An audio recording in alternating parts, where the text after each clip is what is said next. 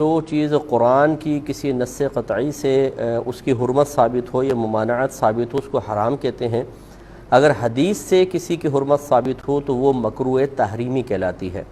اور پھر اگر ہم اپنے قیاس سے کسی چیز کو کسی حدیث میں یا قرآن میں بیان کردہ حرام چیز پر قیاس کر کے کسی اور چیز کو ہم ناجائز کہتے ہیں تو پھر وہ اس کا درجہ حدیث کے ثبوت سے تھوڑا سا کم ہوتا ہے، اکثر ایسی ہوتا ہے۔ چنانچہ نبی کریم صلی اللہ علیہ وسلم نے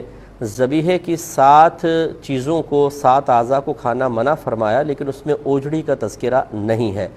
تو علماء نے دلالت النص سے یا قیاس کے ذریعے ان 7 چیزوں پر جب غور کیا تو پتہ چلا کہ ان کا جانور کے اندر گندگی کے ساتھ اتصال ہوتا ہے، یعنی وہ گندگی سے متصل ہوتی ہیں، تو نبی کریم صلی اللہ علیہ وسلم نے انہیں کھانے سے منع فرما دیا۔ اسی پر قیاس کر کے اوجڑی کے بارے میں بھی کہتے ہیں کہ چونکہ یہ گندگی کا مخزن ہوتی ہے، اس کا اتصال گندگی کے ساتھ ہوتا ہے، لہٰذا نہ کھایا جائے۔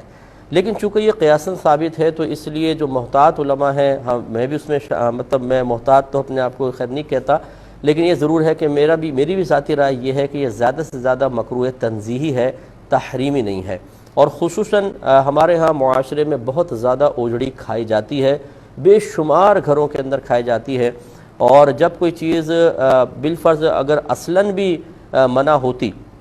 جیسے حدیث میں کوئی چیز منع ہو گئی لیکن لوگوں میں بہت زیادہ عام ہو جاتی ہے، تو بسا اوقات اس